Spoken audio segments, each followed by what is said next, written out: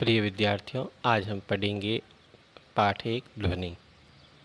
ध्वनि पाठ के रचयिता हैं सूर्यकांत त्रिपाठी निराला, जैसा कि आप चित्र में देख रहे हैं। निराला का जीवन काल 1899 से 1961 तक का रहा।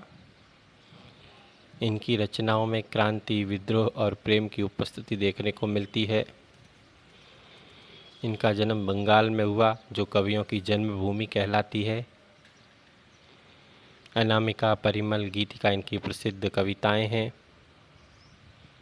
इन्होंने रामकृष्ण परमहंस और विवेकानंद जैसे महान स्वतंत्रता सेनानियों से प्रेरणा ली और स्वतंत्रता संघर्ष में अपना महत्वपूर्ण योगदान दिया। ध्वनि कविता। अभी न होगा मेरा अंत, अभी अभी ही तो आया है मेरे मन में मृदुल वसंत, अभी न होगा मेरा अंत। हरे हरे ये पात, डालियाँ कलियाँ कोमल गात, मैं ही अपना स्वप्न मृदुल कर फेरूंगा निद्रित कलियों पर, जगा एक प्रत्यूष मनोहर। पुष्प पुष्प में तंद्रालस लालसा खींच लूँगा मैं, अपने नव जीवन का अमृत सहर्ष सींच दूंगा मैं। द्वार दिखा दूंगा फिर उनको, है वे मेरे जहाँ अनंत, अभी न होगा मेरा अंत। प्रस्तुत कविता में निराला जी ने प्रकृति का बहुत ही सुंदर और अद्भुत वर्णन किया है और उन्होंने प्रकृति की सहायता से मानव मन की भावनाओं को प्रकट किया है। निराला कहते हैं कि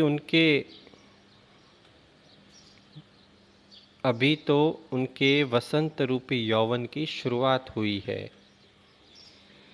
अभी उसका अंत नहीं होने वाला है। अब यहाँ वसंत रूपी यौवन का मतलब है, जिस प्रकार प्रकृति में वसंत आता है, चारों तरफ हरियाली छा जाती है, उसी प्रकार मानव जीवन में भी यौवन अर्थात जवानी आती है।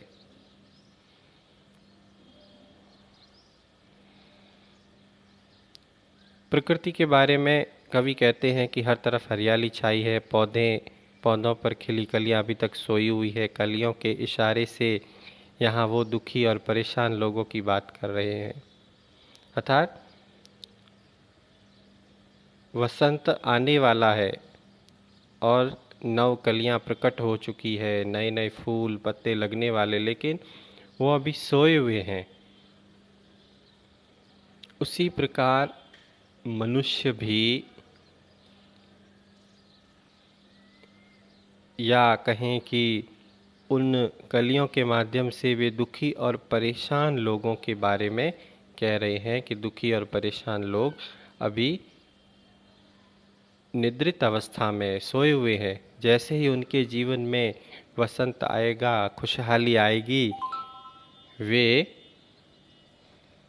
पुनः प्रसन्न चित्त होकर अपने जीवन का आनंद लेंगे। आगे कविता में निराला जी कहते हैं कि वो सूरज को आसमान में ले जाएंगे और इन सोई कलियों को जगाएंगे, अर्थात वो निराश और परेशान लोगों की जिंदगी को खुशियों और सुखों से भर देना चाहते हैं। इसके लिए वे अपनी खुशी, अपने सुख को भी न्योछावर करना चाहते हैं, उसके लिए तैयार है। वे चाहते हैं कि दुनिया का प्रत्येक व्यक्ति सुखी रहे।